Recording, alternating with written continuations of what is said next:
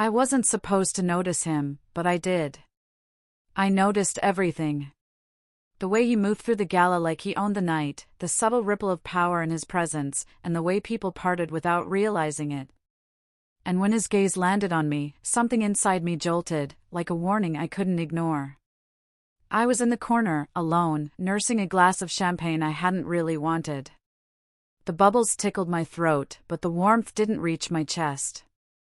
It was supposed to be a celebration, my promotion, a small victory in a job that sometimes felt like it was swallowing me whole. But nobody had bothered to notice. Or maybe they had, and their congratulations were just words floating past, empty and distant, like confetti in a wind tunnel. I had learned to hide that ache, to make it look like I was fine. But tonight, even my practiced smile betrayed me. My hands shook a little, not from the alcohol, but from the ache of being invisible in a room full of people who laughed too loud, who wore masks too perfect, who smiled in a way that made me feel like I didn't belong. The gala glittered with light, crystal chandeliers scattering reflections across the polished floor. Laughter echoed in bursts, champagne corks popping like little fireworks, heels clicking against marble. It was supposed to feel luxurious. It was supposed to feel like a victory. Instead, I felt like a ghost haunting someone else's celebration. I kept my gaze down, tracing the rim of my glass with my finger, trying to find comfort in small, meaningless motions. The tick of the clock somewhere behind the walls sounded too loud, too final, like a countdown I hadn't agreed to. And then he appeared beside me. I hadn't heard him approach. He was quiet, deliberate, like he moved through the crowd without disturbing it, without anyone noticing him except me. And the moment I felt the faint pressure of his presence, a chill went through me, sharp and sudden, like a warning bell in my chest. I tilted my head up and saw him. He was tall. Impossibly tall. The kind of tall that made you subtly straighten your posture without realizing why. Broad-shouldered, filling the space beside me without touching me, with a dark suit tailored so perfectly it looked less like clothing and more like intention. Every line was sharp, deliberate, controlled. Nothing accidental. His hair was slicked back, black and glossy under the warm lights of the room, not a single strand out of place, as if chaos wasn't something he ever allowed near him. And his eyes. God, his eyes. They weren't loud. They didn't flash or glare. They just settled on me. Heavy. Knowing. The kind of eyes that made you feel exposed even before he spoke, like he'd already seen past the version of myself I showed the world and was calmly cataloging everything underneath. There was something in them that promised danger, not the dramatic kind, not the kind you run from screaming, but the quiet, inevitable kind. The kind that whispered secrets and threats at the same time. The kind that could unravel you if you let it. I felt suddenly aware of myself. Of how I was standing. Of the glass in my hand. Of the fact that my heart had begun to beat faster for no logical reason. Then he spoke. Sitting all alone? 2 words. Casual. Almost polite. But his voice changed everything. It was low. Smooth. Almost velvet. It didn't just reach my ears, it wrapped around me, slid into the space between us, pressed into my skin like heat. The words lingered, vibrating softly, as if they'd been meant for me long before he said them. Doesn't feel right. I blinked, startled, my brain scrambling to catch up with the moment. My pulse jumped so hard it startled me. My lips parted automatically, like my body had answered before my mind could. But nothing came out at first. My tongue felt heavy, thick, almost useless. I swallowed, suddenly aware of how dry my throat was. I forced a laugh. It came out wrong. Too small. Too brittle. The kind of laugh people use when they don't want to be seen too clearly. I like it quiet, I said finally, my voice softer than I intended. Smaller.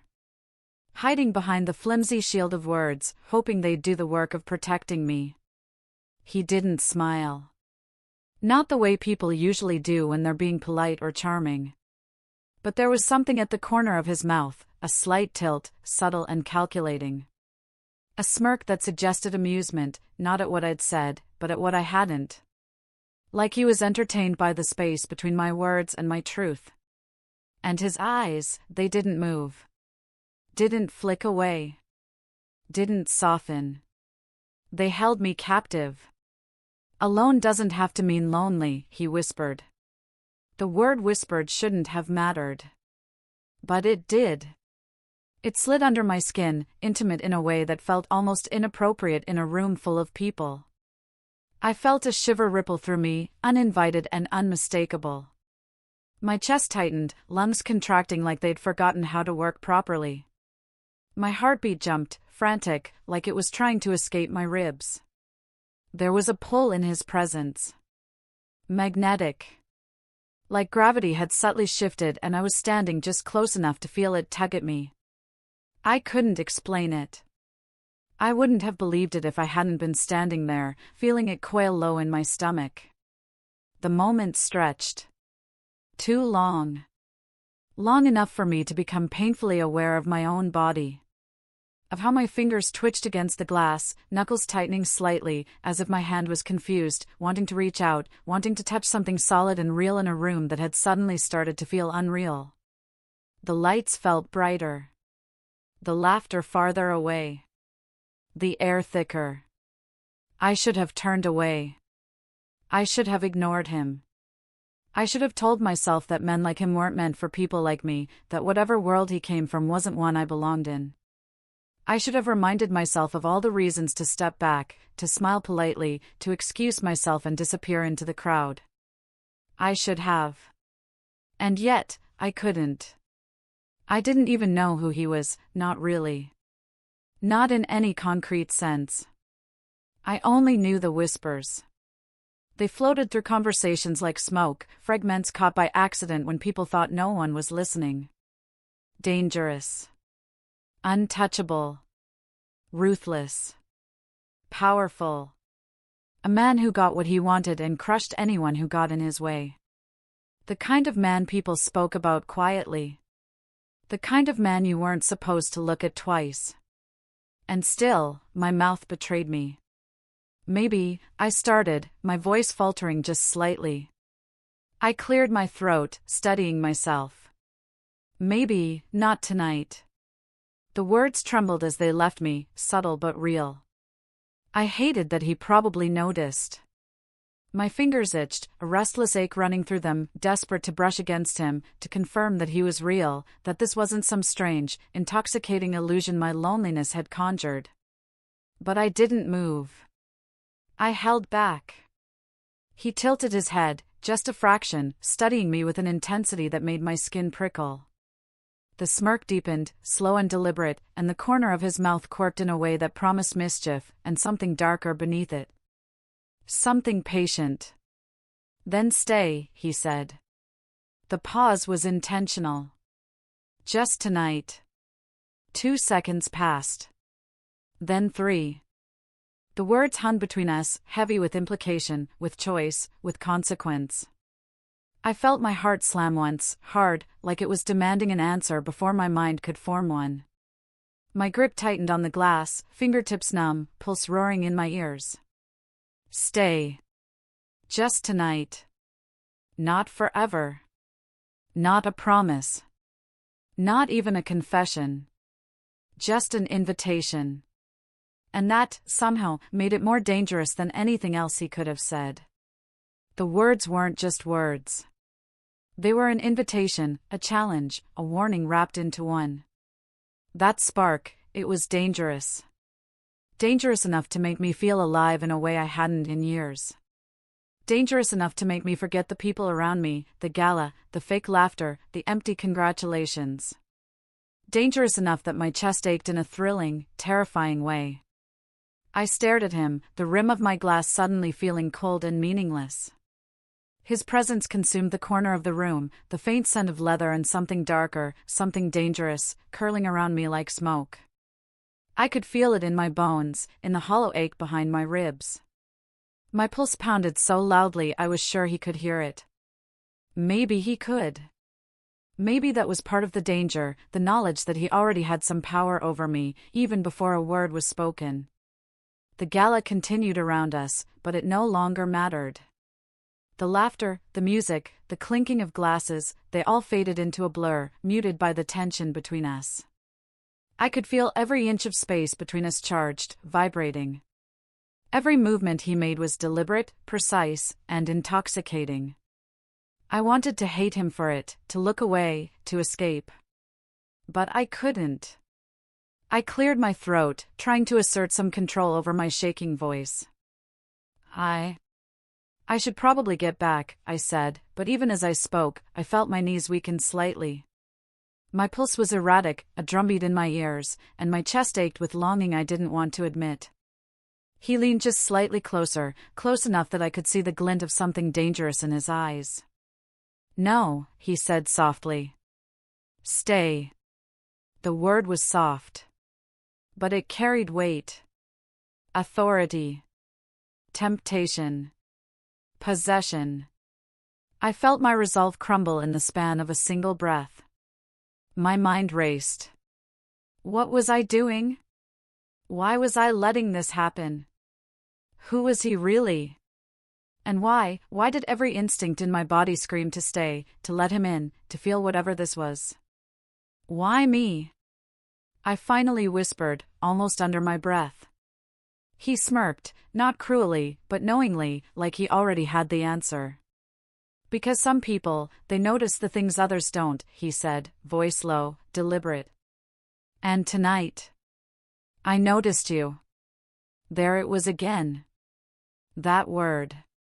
Not just a simple notice, but the kind that pulled you in, made your stomach twist, made your breath catch in your throat. Dangerous. Irresistible. I wanted to argue. I wanted to tell him I didn't belong here.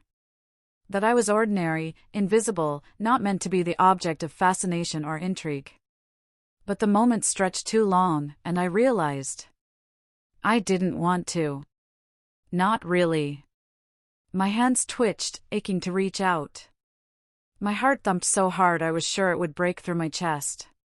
"You're reckless," I said finally, trying to mask the tremor in my voice. "Maybe," he replied, leaning even closer, close enough that the warmth from his body brushed against mine, that the faintest scent of danger lingered on my skin. "But sometimes, the right kind of reckless is exactly what we need." I laughed softly, almost nervously, though the sound barely left my throat. "You make it sound tempting." "Isn't it?" he whispered, and I felt the pull again, stronger this time, like gravity had shifted. My chest ached. My thoughts scattered. My hands shook, not from the alcohol, not from anything I could name, just from the impossibility of him standing there, speaking to me, drawing me in with nothing but presence and words. I should have walked away. I should have told him no, said it firmly, walked back into the safety of my solitude. But my fingers itched again. My chest ached. My pulse screamed. And somehow, I knew, even before he spoke again, that this night, this moment, would change something in me. His smirk deepened, corner of mouth tilting with calculated mischief. "Stay." "Just tonight," he said again, soft, deliberate, and heavy with promise. I could barely breathe. My hands gripped the glass harder than I realized, knuckles whitening. Every instinct screamed to run. And yet, every fiber of my body wanted to stay. Wanted the thrill. The danger. The impossible pull of him. I stared at him, heart hammering, mind spinning. The gala around us continued, people laughing, music flowing, but it no longer existed. Nothing existed except the heat between us, the tension, the unspoken promise. And in that moment, I understood, the spark was more than attraction. It wasn't the harmless kind you laugh about later, the kind that fades with distance or logic. This was something else entirely.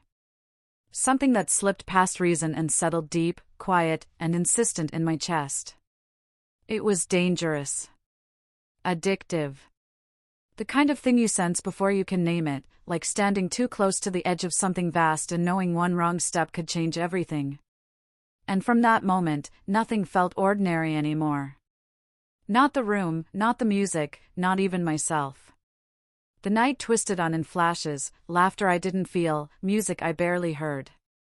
Faces blurred together, voices overlapped, conversations drifted past me without ever quite landing.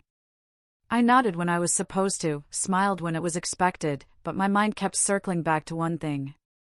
To one presence. To the way the air seemed to shift when he was near, even when he wasn't standing right beside me. I remember thinking, irrationally, that maybe I'd imagined him. That maybe loneliness had filled in the gaps, created something out of want and exhaustion. But then, he returned. I remember the first time it happened clearly. The sound of heels clicking against marble echoed through the hall, sharp and rhythmic. Glasses clinked softly somewhere behind me. The lights felt too bright, reflecting off polished surfaces, off jewelry and perfectly pressed suits. Everything blended into a blur, a haze that made my head feel light. And then, there he was. Standing in the doorway. Calm. Still. As if the noise and motion around him didn't apply. His posture was relaxed, almost casual, but there was something deliberate in the way he occupied the space. And his eyes found mine immediately. Not after scanning the room. Not after hesitation. Straight to me, like he already knew where I'd be standing. My stomach flipped. I looked away instinctively, my heart suddenly hammering, and then immediately felt ridiculous for it. When I glanced back, he was still watching me. Not staring. Watching. As if he were waiting for something I hadn't realized I'd agreed to give. Weeks passed after that, though it didn't feel like weeks. It felt like a series of moments stitched together too tightly, each one heavier than the last. Each encounter left something behind, an ache, a question, a pulse that didn't quite settle. I told myself it was coincidence. I told myself it was nothing. But coincidence doesn't feel like that. Nothing doesn't follow you into silence. There was a hallway at the Gala, narrow and quiet compared to the main room, lined with tall mirrors and polished wood that reflected too much light. I had stepped into it just to breathe, just to escape the noise for a second. I was looking down, adjusting my grip on my clutch, when I felt it. A brush. Barely there. The lightest contact of fingers against mine. I froze. So did he. It was accidental. It had to be. There was room to pass, just not much. But the moment lingered, stretched thin, suspended in the air between us. I felt the warmth of his skin long after the contact broke, a phantom sensation that made my pulse jump. I looked up. He was already looking at me. We didn't speak. We didn't have to. For a split second, it felt like the world stopped entirely. No footsteps. No laughter. No music bleeding through the walls. Just that small, dangerous connection pulsing between us, quiet and undeniable. Then someone laughed somewhere down the hall, the spell cracked, and he stepped past me without a word. I stood there long after he was gone, heart racing, fingers tingling, wondering why something so small had felt so big. Then there were the quiet nights in hotel lobbies.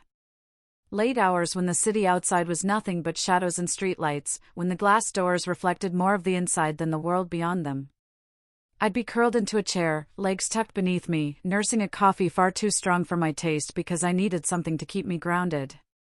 My eyes would be fixed on some unreadable document or a laptop screen I wasn't really reading, scrolling without absorbing, pretending I was busy. I told myself I liked the quiet. But the truth was, I was waiting. I never admitted it to myself directly. I framed it as coincidence. As habit. As convenience. But some part of me always listened for footsteps that moved differently, for a presence that didn't announce itself. And then his voice would cut through the quiet. Calm. Deliberate. Low. Unmistakably his. I keep looking for you. Even when I shouldn't. The first time he said it, I thought I'd misheard. I looked up too quickly, my heart lurching, my fingers tightening around the cup. He was standing a few feet away, hands in his pockets, expression unreadable. Not smiling. Not apologizing. Just stating a fact. You shouldn't? I asked, trying to sound casual, trying to pretend my chest wasn't tight. No, he said simply. I shouldn't. And still, there he was. And my heart, God, my heart, betrayed me every single time. It didn't flutter. It didn't skip politely. It thudded like a drum, heavy and insistent, like it had its own pulse separate from my body. Like it was trying to escape and run straight into his arms before I could stop it. Every time, I told myself no. I whispered it under my breath when he wasn't looking. I clenched my fists beneath tables, dug my nails into my palm, reminded myself of everything that could go wrong. I told myself he was dangerous. Untouchable. That men like him didn't drift into lives like mine by accident. That he didn't belong in the quiet, fragile corners of my world. And yet, the moment he looked at me, the moment his gaze found mine across a room or a lobby or a stretch of silence, all my resolve collapsed. I couldn't walk away.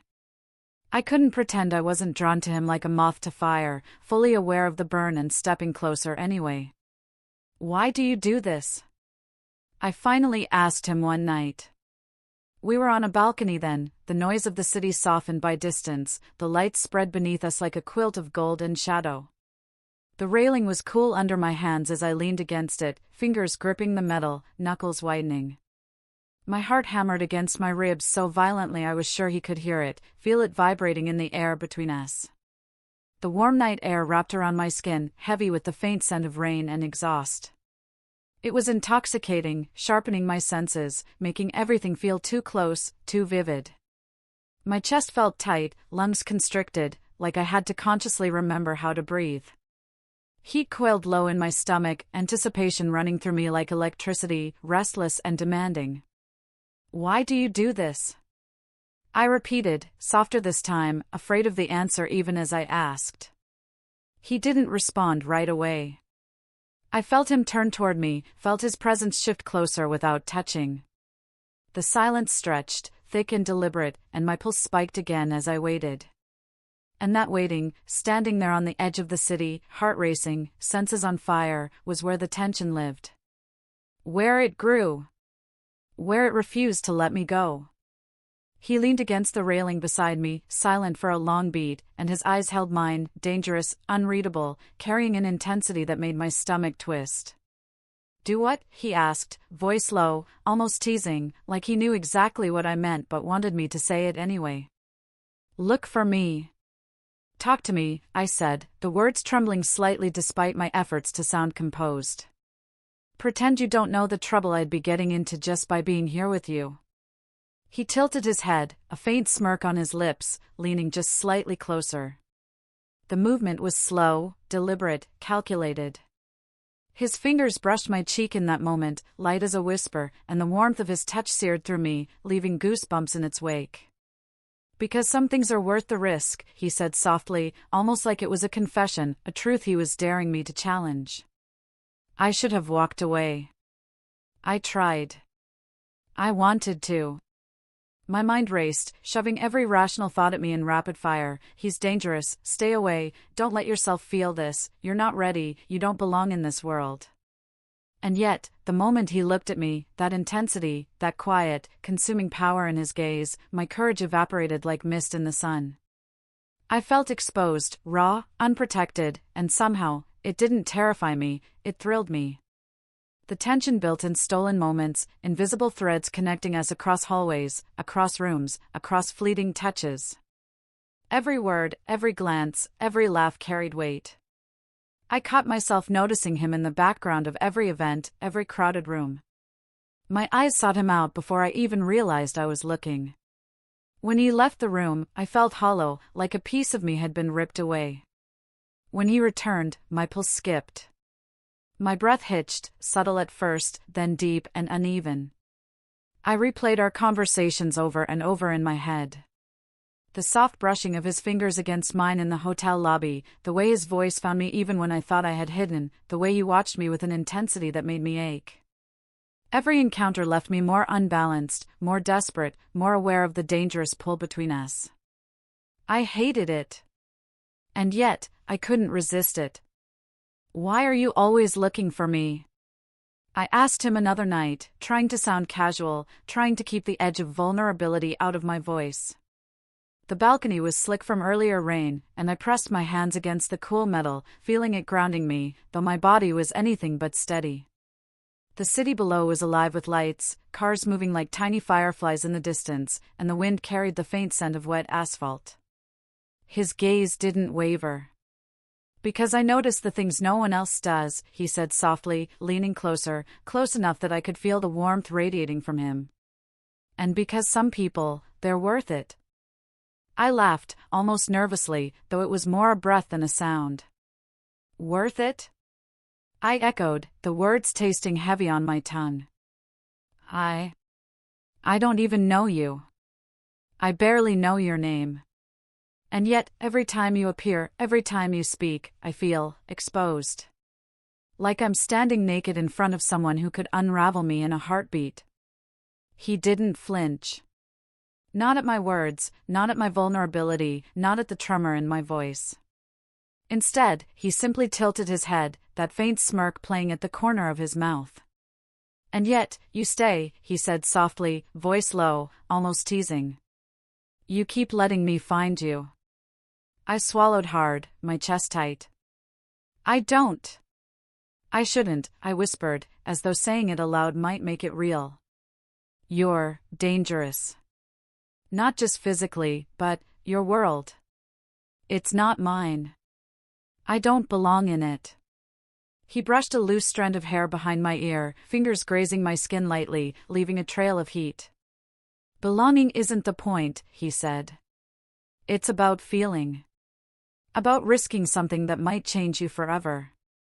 I wanted to argue. I wanted to retreat, to reclaim whatever dignity I had left, to force myself back into the ordinary, safe rhythm of my life. But his eyes, dark, intense, unreadable, held me captive. My resolve crumbled. Every rational thought I had whispered to me to run, to hide, to tell him no. But my body betrayed me. My chest ached. My fingers itched to reach out. My heart hammered so violently I was sure he could hear it. We stood there, silent, for what felt like an eternity. The night wrapped around us, the city stretching endlessly below, the wind carrying with it a scent of danger and promise. Every so often, a car passed on the distant street, a soft hum blending with the faint laughter echoing from somewhere far below. And still, he didn't move. He just watched, waiting, measuring, holding space for me to decide if I would stay or flee. I could feel the tension coiled between us like a live wire. Every inch of space, every breath, every small movement felt charged, electric. My pulse raced, throat dry, stomach twisting, as if my body knew this was more than a casual encounter, more than a fleeting attraction. It was a force I couldn't resist, a magnet pulling me towards something dangerous and impossible. I tried to focus on the balcony beneath my hands, the cold metal grounding me, the scent of rain and exhaust filling my senses. But every time I tried to find composure, his presence shattered it. His proximity made my skin feel too sensitive, my breath catch, my thoughts scatter. "Do you ever think about what might happen if we—" I started, voice barely audible, cutting off mid-sentence, too scared to finish. "Think about it," he echoed softly, tilting his head. "Every second. Every time I see you. Every time I touch you, even accidentally. I can't stop myself from thinking about you. Even when I shouldn't." And there it was. That dangerous, impossible truth. My chest tightened, my legs quivering slightly, and I realized I had been lying to myself for weeks.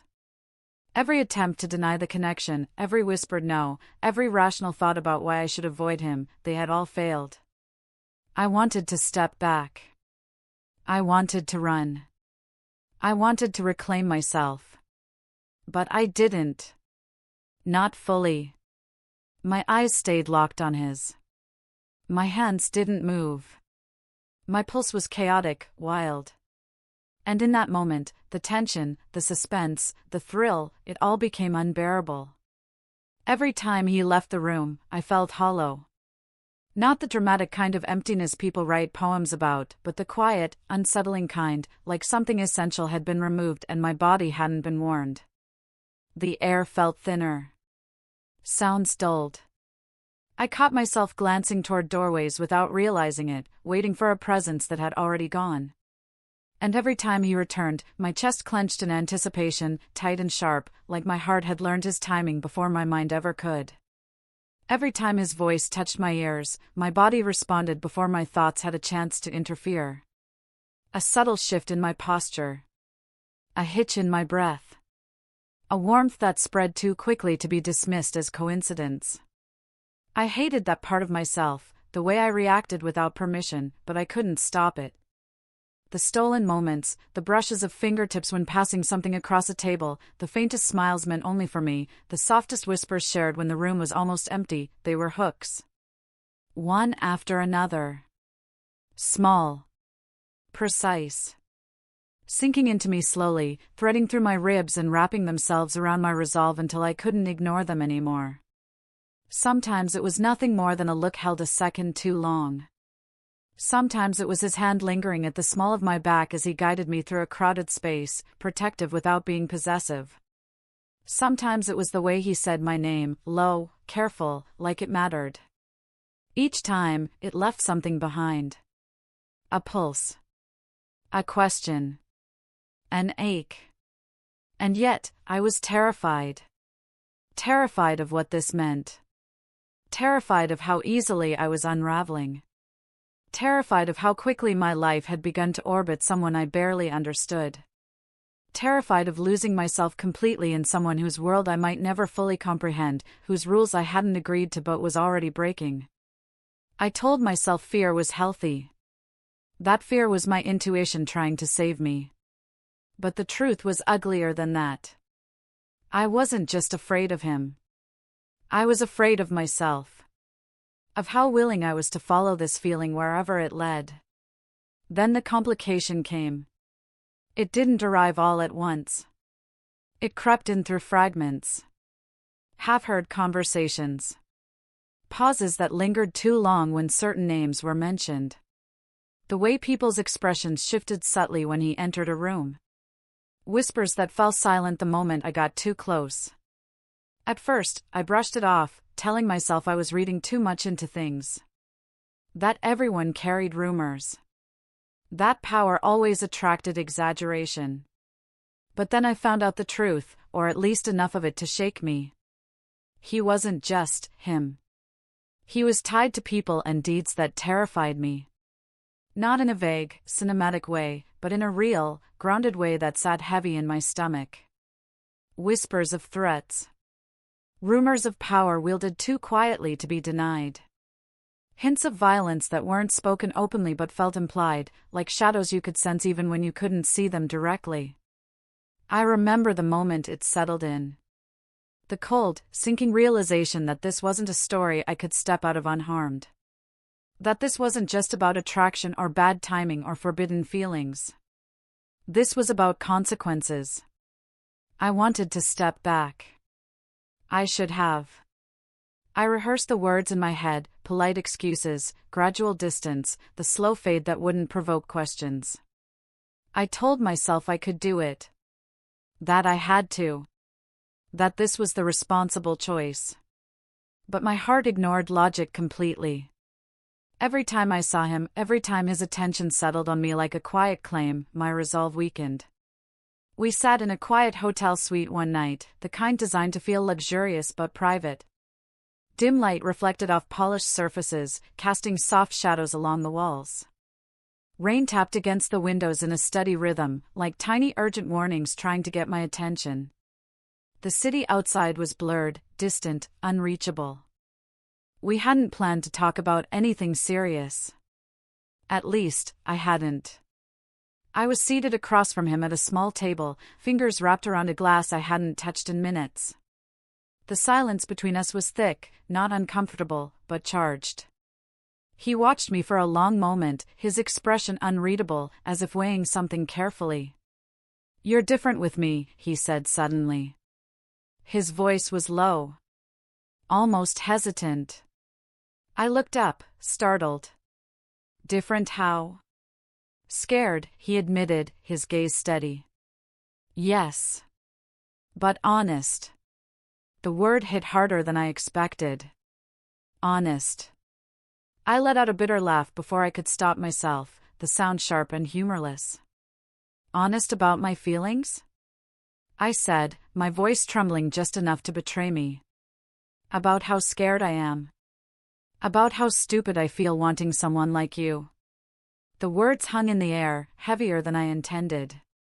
I expected him to deflect, to dismiss it, to reassure me with charm or confidence. Instead, his hand moved, slow, deliberate, until it found mine across the table. His thumb stroked the back of my hand in a gentle circle, unhurried, grounding. "It doesn't make you stupid," he said softly, almost a whisper. "It makes you human." Something inside me cracked. I swallowed hard, my throat tightening as the weight of my longing and fear collided, crashing together in one impossible, overwhelming wave. My chest ached. My eyes burned. I hated how much relief his words brought me, how desperately I needed to hear them. Days turned into nights of whispered confessions after that.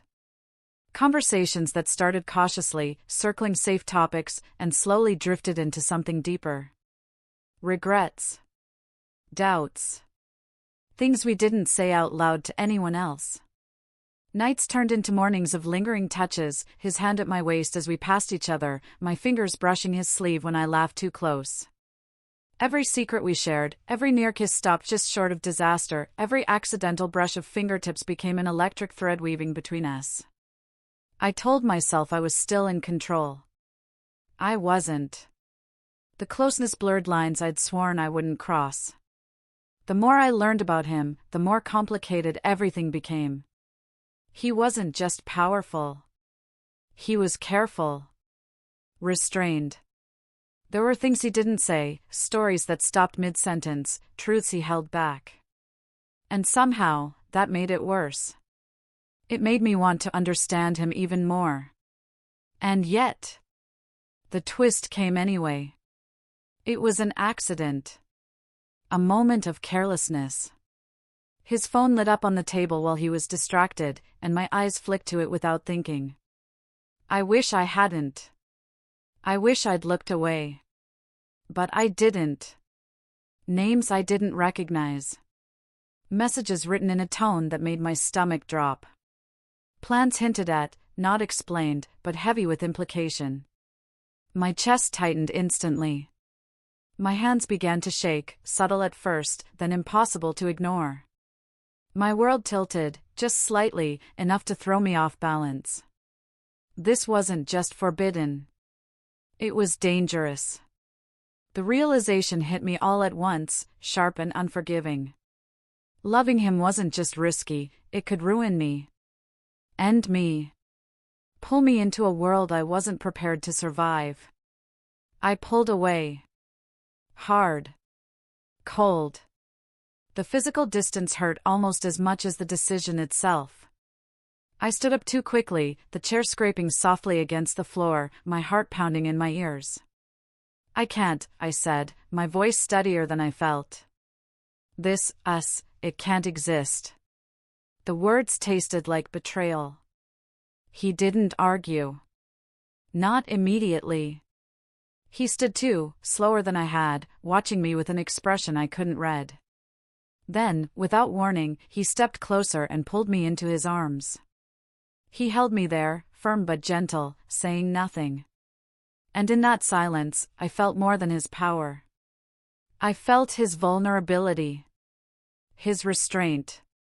The choice he was making not to fight me, not to pull me back when he easily could have. My chest ached from wanting him and knowing I shouldn't. From the unbearable tension of standing in his arms while telling myself this was the last place I was allowed to be. And that ache, raw, unresolved, relentless, was where everything stopped. Weeks passed. I avoided him, forced myself into routine, convinced myself that distance was safety. But love doesn't obey rules. He found me anyway. One night, under the hum of the city, the rain dripping from a fire escape, he whispered, "I can't let you go. Not like this." I wanted to run. I wanted to resist. But my heart was already his. We kissed under the rain, the world melting away until nothing existed but the heat, the danger, the impossible ache between us. Every fear, every hesitation, every risk, gone for that moment. Why him? I breathed, breaking the kiss, eyes searching his. Why me? Because some stories are worth the risk, he said, and the truth in his voice left me trembling. But the story wasn't done. Weeks later, a gala again. Different venue. Same illusion. Crystal lights spilled across marble floors, champagne flutes caught the glow like tiny mirrors, laughter rose and fell in practiced rhythms. Everything looked expensive.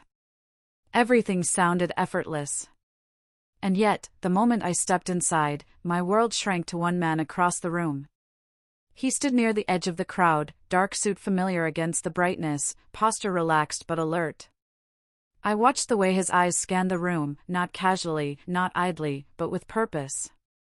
Like he was searching. Measuring. Waiting. And when his gaze finally landed on me, my breath caught so sharply I had to remind myself to exhale. For a brief second, relief washed through me. Then I saw her. She was standing too close. Close enough that their shoulders almost touched. Close enough that her laughter landed just a little too easily on his arm. She leaned in when she spoke, head tilted, hand resting on his sleeve like it belonged there. Too familiar. Too comfortable. Jealousy hit me hard and fast, sharp and ugly, twisting low in my stomach. I hated it. I hated the way my chest tightened, the way my hands curled into fists at my sides. I hated the sudden heat behind my eyes, the irrational urge to turn and flee before anyone could see what this was doing to me. I wanted to run. To hide. To scream. To remind myself that I had no claim, no right to feel this way. But feelings don't ask permission. I tried to look away. I failed. He noticed immediately. Not the woman. Me. His attention shifted, laser-focused, and something in his expression changed, tightened, sharpened. He excused himself with a few quiet words I couldn't hear and crossed the room toward me, every step deliberate. By the time he reached me, my pulse was roaring in my ears. "It's nothing," he said quietly, his voice low enough that only I could hear. His hand found mine, warm and steady, fingers curling around my own like an anchor. "You're the one I care about." I searched his face, looking for certainty. For proof. For something solid enough to quiet the storm raging inside me. But I didn't believe him. Not completely. Not yet. There was too much history. Too many unanswered questions. Too many moments that had taught me how easily things could slip beyond my control. I nodded anyway, because nodding was easier than admitting how much doubt still lived inside me. That night, the noise finally faded. We stood on a quiet terrace away from the crowd, rain falling gently, soft enough to feel like a whisper against my skin. The city stretched out beneath us, lights blurring through the mist, reflections trembling on glass and stone. The air smelled clean, damp, electric. He leaned against the railing beside me, shoulders close but not touching. I could feel his presence like heat, steady and restrained. "You deserve the truth," he said after a long silence. I didn't answer. I just waited. He spoke slowly, carefully, like each word had weight. He told me about threats he lived with daily, deals made in rooms without windows, responsibilities that weren't choices so much as inheritances.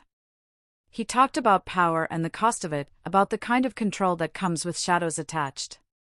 About why he'd kept parts of his world hidden, not out of deceit, but protection. For you, he said quietly. Always for you. I listened, heart pounding, rain threading through my hair, the city humming beneath us. The picture he painted wasn't romantic. It wasn't glamorous. It was heavy. Dangerous. Real. And somewhere between his confessions and the silence that followed, I realized something that scared me more than anything else. My love for him wasn't just about desire. It wasn't just the pull, or the thrill, or the way my body reacted before my mind could catch up. It was about understanding. About courage. About choice. You still want this? He asked, finally turning to face me fully. The night wind tugged at our clothes, rain streaking the city into glimmering lines behind him. His eyes searched mine, not demanding, not commanding, but vulnerable in a way I hadn't seen before. The question hung between us, heavier than anything he'd said all night. I swallowed, my throat tight, my heart hammering so violently I wondered if it might betray me by breaking free of my ribs. I do, I said, my voice trembling despite every effort to steady it. Even knowing everything. He didn't smile. That was the first thing I noticed. No charming curve of his lips. No practiced confidence. Just stillness. A quiet seriousness that made my breath hitch, because somehow, that felt more honest than any smile ever could. Instead, he stepped closer. Not abruptly. Not like a man used to taking what he wanted. Slowly. Intentionally. Closing the last inch of space between us as if he were giving me time to change my mind. As if he needed to be certain I wouldn't step back. I didn't. His fingers tangled gently in my hair, not gripping, not claiming, just there. Warm. Steady. Grounding me in the middle of the storm I'd been pretending I could outrun. The simple intimacy of the gesture unraveled something deep in my chest. His forehead rested briefly against mine, and I felt his breath, warm, controlled, brush against my skin. For a moment, neither of us spoke. Rain tapped softly around us, the city humming below like a living thing, distant and indifferent. I could hear my own heartbeat, loud and uneven, as if my body were bracing for impact. Then stay, he said softly. The words weren't rushed. They weren't dramatic. They weren't spoken like a command. Stay with me, he continued, voice low, careful. Fight with me. Be with me, tonight, and every night after that. Each phrase landed slowly, deliberately, like he was laying his cards on the table and refusing to hide behind promises he couldn't guarantee. The words weren't a promise of safety. And that mattered. He wasn't offering certainty. He wasn't pretending this would be easy, or clean, or free of consequences. What he was offering was honesty. Risk. The truth of what it would cost, and the quiet faith that it might still be worth it. They were an invitation. An invitation to risk everything I'd spent my life carefully protecting. My independence. My sense of control. The version of myself that knew how to walk away before things got complicated. And in that moment, standing there with rain cooling my skin and his presence anchoring me, I understood the power of surrender. Not blind surrender. Not the kind that erases you, that dissolves your boundaries until you no longer recognize yourself. But the conscious kind. The kind where you step forward with your eyes wide open. Where you acknowledge the danger, the loss, the fear, and still decide to move anyway. Where you choose not because you're weak, but because you're brave enough to accept the cost. I exhaled slowly, my breath trembling despite my effort to steady it. He waited. That, too, mattered. We kissed again. Not like before. This time, it was slower. Unhurried. As if we both understood that this moment didn't need urgency, it needed intention. The rain softened everything, blurring the edges of the world until there was only the press of his lips, gentle but sure, and the steady heat of his hands at my waist. The city faded. The noise faded. Even my fear quieted, just enough for me to breathe. I tasted rain on his lips. Danger in the awareness of what this meant. Hope in the way he held me like I was something precious, not something fragile. The storm hummed quietly around us, wrapping us in its rhythm, as if nature itself were bearing witness. I felt everything. The fear I'd been running from for weeks, the fear of being seen too clearly, of loving someone who could change the shape of my life. The longing I'd tried to deny, the kind that crept in late at night and whispered his name when I thought I was alone. The heat, steady and grounding, not consuming. The tenderness, unexpected and disarming. I didn't pull away.